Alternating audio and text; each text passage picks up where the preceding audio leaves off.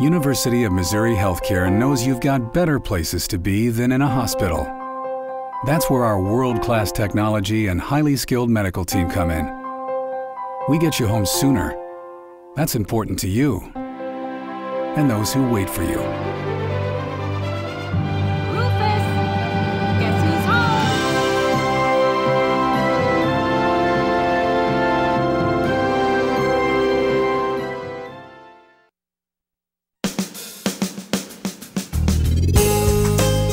Good morning and welcome to Radio Friends. This is Thursday, September the 8th. We're still in summertime and we're going to talk about saving money with cooling. And then it'll go over into heating also later on. Dave Mars is with us, City of Columbia Paul. Water and Light. Good to have you here, How you Dave. doing?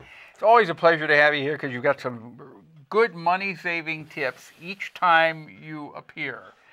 Now, this is still the cooling season, right? Yep, generally speaking, September, the soil is warmed up over the summer. It doesn't release it very quickly, so even nights can be warm. And from my desk, we get a lot of calls on air conditioning questions in September. Yeah. I guess probably one of the most important things that we can do as far as keeping our air conditioner as efficient as possible is changing that filter on a regular basis, right? Yeah, and I brought a very special pet for Yes, you you today. did. Now, go to kbia.org, click on Radio Friends, watch the vodcast, and you'll see what we're talking about.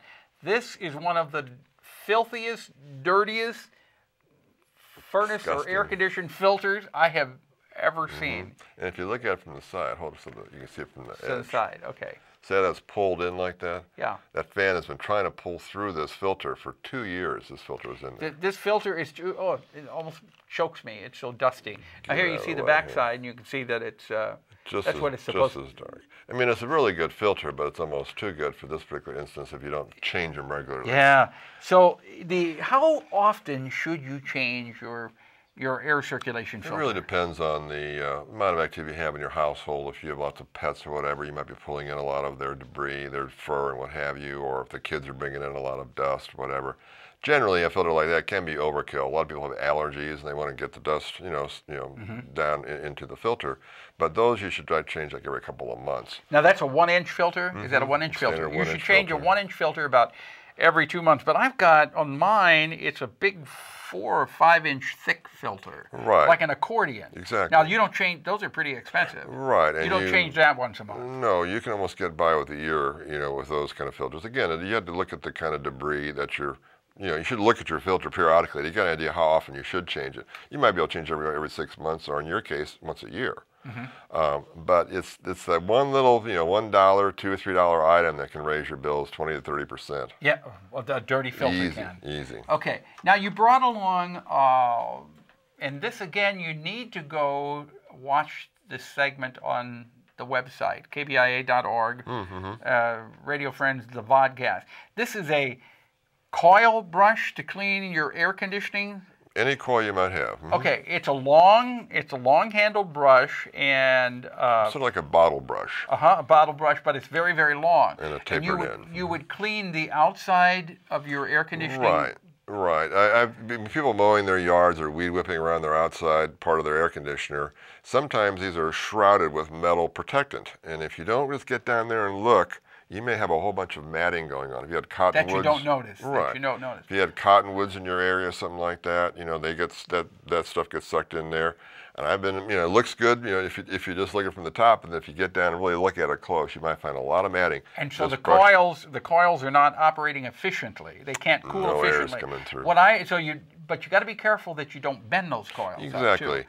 But what I've done, Dave, is a couple times a week I'll just take the garden hose and hose the outside coils down. We and talked earlier, though, and you can see your coils I can fairly see my readily, coils. but there are a lot of units that are sort of protected from, to keep rocks from dinging the coil, so they put a protective covering over it. Those are the ones you want to look out for. Okay. A lot of times you can do this on your own, or you might want to hire a professional to do it for you. Okay. The other place this brush is good for is cleaning like refrigerator coils underneath the refrigerator, or perhaps the old kind where you have them behind. And also you have a coil in your automobile. But bugs gather on it as you drive down the highway. This gives you a nice narrow brush to get in those little narrow spots to get those bugs off of there, It's too. important to clean that coil off, too, isn't it? And then the last tool in the air conditioning tool chest is a simple little device called a thermometer. And too often the thermometer that's on your thermostat may be off 5 degrees or so. So you might think you've got to turn an energy efficient setting up to 78 to 80 degrees. It may be delivering 75 degrees. And you can spend 5% more per degree that you have it raised up. So get yourself a thermometer like this, and preferably one that's got a humidity gauge on it too. Okay. Because we want to lower the humidity in the summer to keep our inner air conditioner running efficiently. And in the wintertime, we can tolerate a little more humidity because it'll make the heating more efficient. And this, But the only way you can lower the humidity in the summertime is by running the air conditioning, right? or a dehumidifier if you have a basement and don't want it super cool down there. And dehumidifier is like an air conditioner, except it throws the heat back into the room rather than heat Right, throwing but outside. you wouldn't want to put, if you've got air conditioning running in your house, you would not want to put a dehumidifier in the house that's air conditioned, would you? Because you're heating up the room then. Well, you might have it in the basement, say if it's a raw basement, not set up in the rooms or anything like that. You're not living down there, but yet it's moist and you're smelling the the mildew, whatever. Well, you want to air condition that. You can get it as cold as 55 degrees. You might as well store meat down there or something, because it's going to be like an ice cooler. So the dehumidifier will take the moisture out and not leave it so super cold. Okay.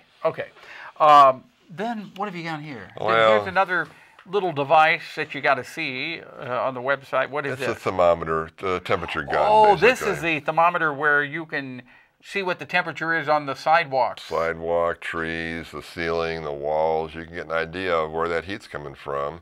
And you can do it with the thermometer too. It just takes you a little bit longer. And that's a little gun with a light on it, and it gives you an instant feedback of what the temperature is. So it's a lot more fun to use. Okay, what is the biggest mistake that we make in the summertime as far as cooling efficiency? Well, a lot of people will open their windows at night so you can bring that cool air in, but the problem is you bring in all this humidity, and an air conditioner works twice as hard to dehumidify and cool.